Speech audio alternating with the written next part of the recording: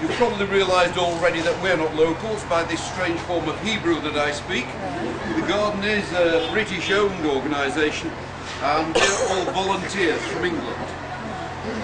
Now, there are four things I know for certain about the place where Jesus was crucified. One, I know its name. In Aramaic, Golgotha, and in Latin it was Calvary, but translated both of those words mean dead man's head, or place of the skull.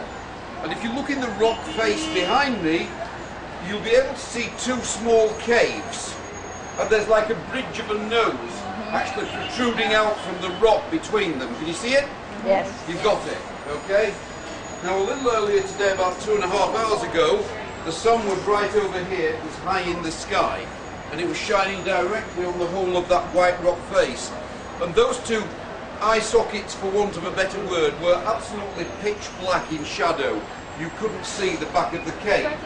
A little bit like on this very old black and white photograph on this post here. Those walls there, with the battlements on, are the northern walls of the old city, so we are just outside.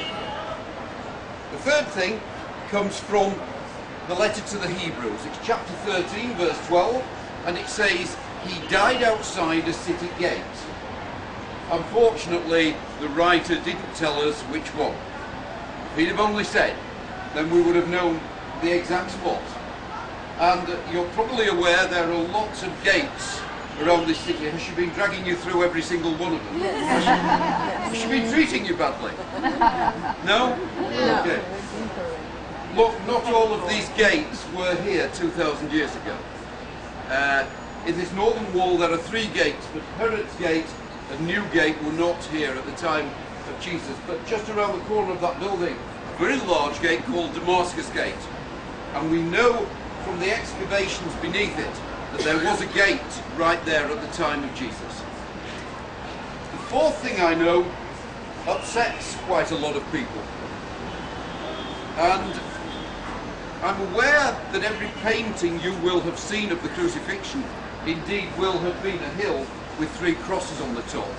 I know back home in the States many of you sing that lovely old hymn, "On a hill far away stood an old rugged cross," don't you? We have a similar one in England that we sing at Easter.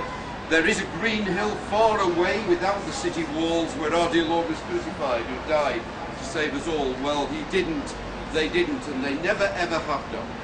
The Romans never crucified people on tops of hills. It's merely an artist's impression.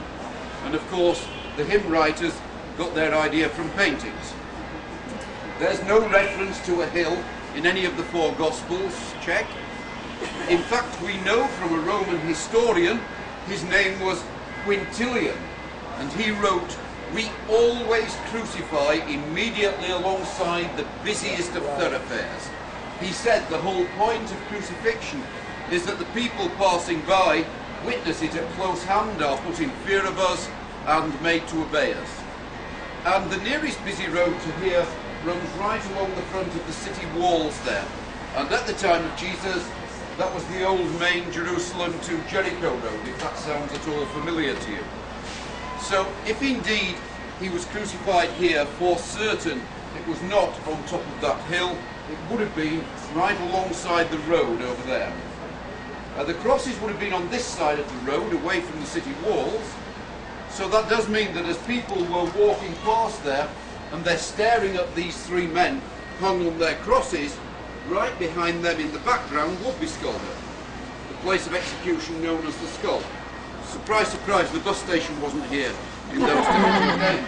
This was a huge stone quarry, and there was a clear line of sight straight through from the road up to Skull Hill.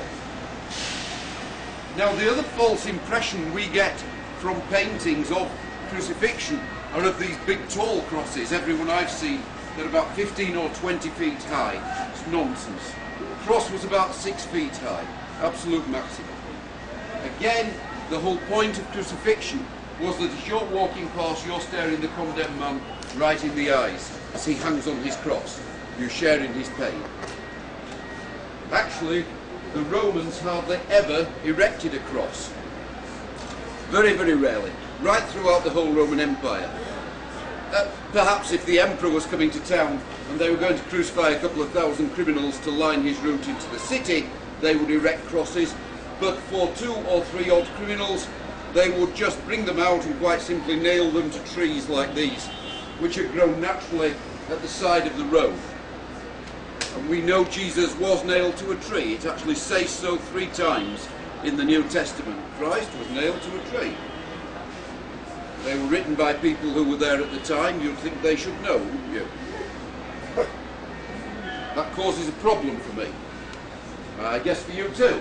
Because we both know that Jesus actually carried something out of the city with him. Remember? Simon, the man from Cyrene, had to help him with it. So it's clear that in that case, they were using a thing. In Latin it's called the patibolum, and that's a cross beam of a cross. It's not a cross as we picture Jesus carrying. Still a fairly heavy plank of wood. They've estimated the patibolum about 210 pounds. You imagine carrying that when you've just been beaten to within an inch of your life in the city beforehand. No wonder he would need help. If they use that method, first of all, that's fastened to the tree, but just at shoulder height. Quite simply, the condemned man is stood against it.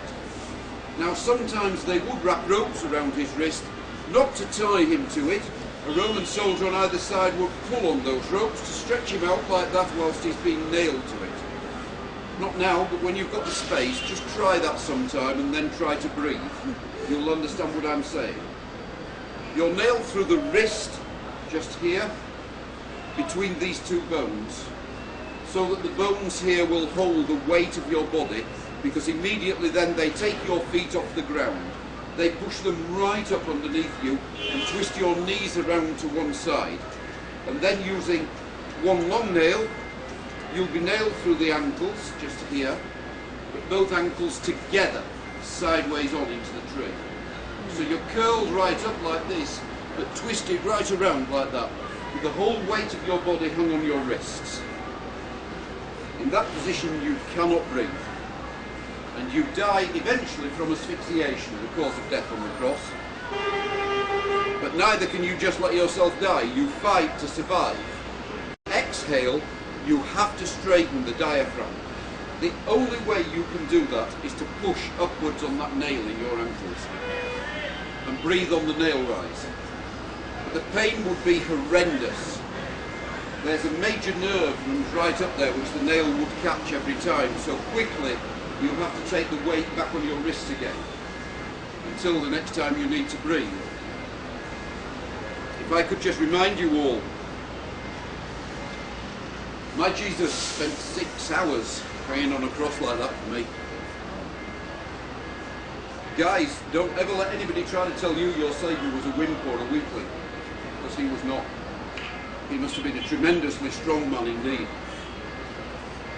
And I don't just mean physically strong. Think about this. As he had walked around this land, he had witnessed crucifixions.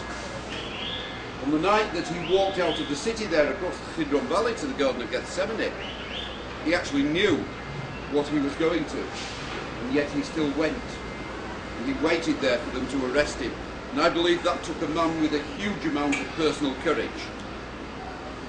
And I have to tell you, I am very, very proud to call that man my Saviour. Well, when he died, there was a man called Joseph. Joseph came from a town out there called Ramah. We call him Joseph of Arimathea. And he was a wealthy man, he was a merchant, a member of the Sanhedrin, the ruling Jewish council here at the time, who went to the Roman governor and asked for the body and laid Jesus in his own tomb. All of the Gospels tell us that the tomb was in a garden, but John's Gospel is even more specific. He says that the garden was at the scene of the execution. John writes, and in the place where he died there was a garden, and in that garden a tomb, which no man had yet been laid. So what we'll do now, we'll have a walk from here through a garden. I'm going to show you a 1st century Jewish tomb. Okay? If you're wanting photographs